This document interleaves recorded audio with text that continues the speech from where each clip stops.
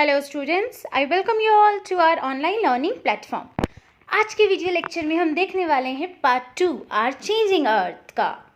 यानी कि आज के वीडियो लेक्चर में हमने जो पिछली बार पढ़ा था ना आवर चेंजिंग अर्थ के बारे में कि अर्थ के नीचे में टेक्टोनिक प्लेट्स होते हैं, वो मूवमेंट करते रहते हैं जिनके कारण चेंजेस नज़र आता है या लैंडफॉर्म में डिफरेंसेस नज़र आता है। तो उसी का इफ़ेक्ट देखेंगे आज हम। आपको पता है कि जो नीचे टेक्टोनिक प्लेट्स मूव करते हैं तो उनके मूवमेंट के कारण ही तो वोल्केनो अराइज होता है। यस, वोल्केनो अराइज होने के पीछे एक बड़ा कारण वो है। क्लियर है? अब मैम ये वोल्केनो है क्या? तो बेटा वोल्केनो एक सर्कुलर ओपनिंग होती है। मतलब होता क्या है ना, देखो इसको सिंपल टर्म्स में समझो। हम लोग पढ़े हुए हैं इंटीरियर ऑफ द अर्थ में कि धरती के नीचे बहुत ज़्यादा हीट एंड प्रेशर है। उस वीडियो में मैंने बताया था कि हीट एंड प्रेशर के कारण क्या होता है, जो भी मिनरल्स होते हैं वो मैंटल के आसपास एरिया में जितने मिनरल्स हैं वो मोल्टेन स्टेट में आ जाते हैं, लिक्विड बन जाते हैं और बहुत गर्म रहते हैं। तो कई बारी क्या होता है, ज़्यादा गर्म हो जाने के कारण और ज़्यादा प्रेशर पड़ने के कारण वो फट जाते हैं। जैसे कि आपका एग्जाम्पल ले लो, चाय का ग्लास, जब आप कप चाय के कप में जब आप चाय डालते हो तो कई बारी होता है ना, चाय गर्म होता है ज़्यादा तो उसके कारण नीचे कप टूट जाता है।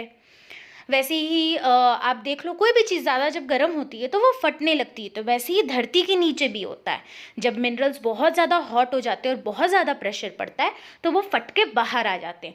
और यही जो फट के बाहर आते हैं इसे ही तो हम ज्वालामुखी का फटना कहते हैं। क्या कहते हैं? ज्वालामुखी का फटना। यानी कि इंग्लिश में बोले तो ये एक सर्कुलर ओपनिंग है या वेंट है जो कि अर्थ के क्रस्ट पे यानी कि अर्थ की जो सतह है उस पे आ जाता है। और उससे बाहर क्या निकलता है? तो मॉल्टेन मटेरियल, जलती हुई चीज़ें कहाँ से आती है? तो अर्थ के इंटीरियर से आती है। अब हो गया ना, वोल्केनो क्या है? Circular opening. कहाँ पे है? अर्थ क्रस्ट में। क्या होता है? थ्रू विच क्या निकलता है? Molten material. कहाँ से? अर्थ के इंटीरियर से। क्लियर है? तो चलिए आगे अब बढ़ते हैं। वोल्केनो के पार्ट्स।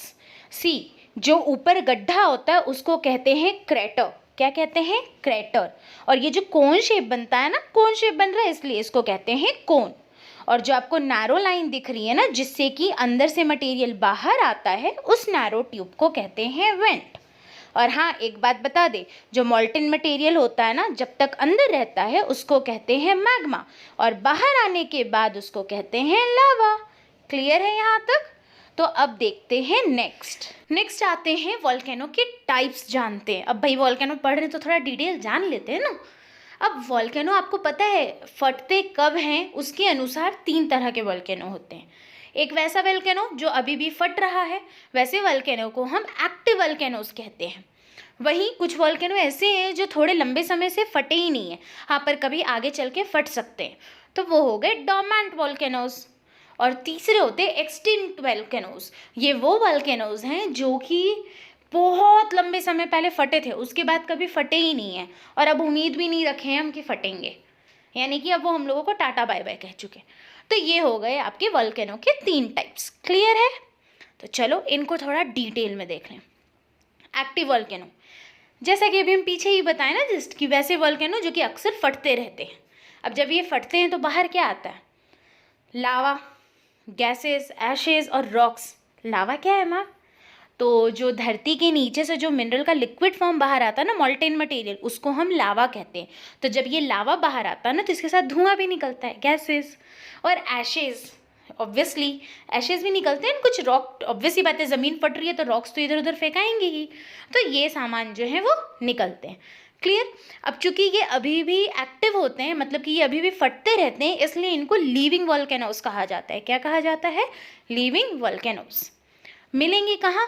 तो मिलेंगे वैसी जगह पर जहाँ टेक्टोनिक प्लेट्स जो है वो ज़्यादा एक्टिव हैं।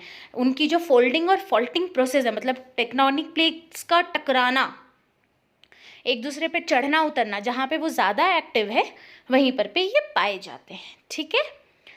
एग्जाम्पल, तो एग्जाम्पल हो गई इटली के माउंट एटना, अपने अंडमान का बैरन आइलैंड। ये हो गए आपके एक्टिव वोल्केनोज। क्लियर? तो नेक्स्ट देखते हैं डोर्मेंट वोल्केनोज। डोर्मेंट वोल्केनो ऐसे, डोर्मेंट का मतलब क्या है? अभी पड़े हुए हैं, सो रहे हैं, कुछ काम नहीं कर रहे हैं। ठीक है, तो यानी वो वोल्केनो हो गए जो कि पहले तो एक्टिव थे बट अभी कुछ समय से वो एरप्ट नहीं हुए हैं। हाँ, बट आगे चल के नियर फ्यूचर में एरप्ट हो सकते हैं, ऐसा चांसेस है, इसलिए इन्हें हम स्लीपिंग वोल्केनो भी कहते हैं। मतलब कि अभी सो रहे हैं राक्षस जी, पता नहीं कब वापस उभर कर बाहर आ जाएंगे। एग्जाम्पल तो माउंट वेसुवियस इटली का। ओके, नेक्स्ट आते हैं एक्सटिंक्ट वॉल्केनोस। ये वो वॉल्केनो है जो हंड्रेड्स ऑफ ईयर्स पहले फटे हैं, उसके बाद कभी फटे ही नहीं हैं। और मतलब अब इतना 100 साल पुराना बात हो चुका है, तो अब चांसेस है कि वो कभी फटेंगे भी नहीं। ठीक है, इसलिए इन्हें हम डेड वॉल्केनो भी कहते हैं। जैसे कि हमारे ईस्ट अफ्रीका का माउंट किलिमांजारो। वैसे यहाँ पे दिख रहा है, ये जो पिक्चर है ना, ये पिक्चर जो है वो आपकी डेड वॉल्केनो की ही है। देखो कैसे गड्ढा बन गया है ना। अब देखो इस ज़मीन में ही अब गड्ढा जैसे बन रहा है, मान लो यहाँ पे पानी बह रहा है, तो क्या लगता है क्या बनेगा? लेक बन जाएगा। तो ऐसा ही तो एक लेक हमारे यूएसए के ऑरेगन में है, जानते हो, वहाँ पे क्रेटर लेक बन गया है, क्योंकि ये जो गड्ढे थे, इस गड्ढे पे पानी भर गया समय के साथ और वो कन्वर्ट हो गया है एक लेक में, और इसी तरीके का गड्ढा रह गया है। ठीक है, नेक्स्ट आते हैं वॉल्केनो कहाँ कहाँ मिलेंगे, मतलब किस जगह पे वॉल्केनो एरप्ट होते हैं। तो नॉर्मली जितने वॉल्केनो एरप्ट हो रहे हैं उसका मैक्सिमम हिस्सा ना सिर्फ 2 ही जगह पे नज़र आया, तो उसी बेसिस पे हमने वॉल्केनो के एरियाज़ को 2 ग्रुप में बांटा है। एक है तुम आपका सर्कम पैसिफिक बेल्ट और दूसरा है mid continental belt. Circum Pacific belt कौन सा बेल्ट है? तो देखो सर्कम पैसिफिक बेल्ट जो है ना, इसी में ही आज के टाइम पे ये पैसिफिक एरियाज़ के आसपास में है। ओके, तो इस एरिया में ना आज भी सबसे ज़्यादा एक्टिव वॉल्केनो पाए जाते हैं। मतलब जितने वॉल्केनो पाए जा रहे हैं जो अभी एरप्ट हो रहे हैं, वो सारे मैक्सिमम जो है वो इसी एरिया को बिलोंग करते हैं। ओके, ये है कहाँ बेल्ट? तो नेम से ही पता चल रहा है ना, पैसिफिक ओशन के आसपास होगा। ठीक है, और हाँ सर्कम लिखा है मतलब सर्कुलर शेप का होगा, कंफर्म। अच्छा, इसी को तो हम कहते हैं रिंग ऑफ फायर। ओके, और ये रिंग जो है ना वो लिथोस्फेरिक प्लेट्स के साथ टकराता है, इसलिए यहाँ पे वोल्केनो एरप्शन ज़्यादा देखने को मिलते हैं। ओके, नेक्स्ट आते हैं मिड कॉन्टिनेंटल बेल्ट। ये आपके पाए जाते हैं मेडिटेरेनियन सी के आसपास। कहाँ पाए जाते हैं? मेडिटेरेनियन सी के आसपास। और हाँ, एक बात बताती हूँ कि यहाँ पे जितने भी वॉल्केनो है ना, या तो बेचारे मरे हुए हैं मतलब कि डेड वॉल्केनोज हैं, और नहीं तो वो डॉर्मेंट है मतलब कि सो रहे हैं। यानी कि इस एरिया, इस बेल्ट के जो वॉल्केनोज हैं वो बहुत लंबे समय से फटे ही नहीं हैं। क्लियर? तो ये हो गया डिस्ट्रीब्यूशन। अब आपको पता है वॉल्केनिक कोन के बेसिस पे वॉल्केनोज को 2 ग्रुप में बांटा, सॉरी 3 ग्रुप में बांटा गया है। मतलब जो लावा बाहर निकलता है ना, तो लावा के बेसिस पे लावा कैसे बाहर निकल रहा है, पतला लावा निकल रहा है, मोटा लावा निकल रहा है, इसको हम विस्कोसिटी कहते हैं। और कितनी क्वांटिटी में लावा निकल रहा है, कितने अमाउंट में लावा निकल रहा है, उसके बेसिस पे 3 है। क्या क्या है?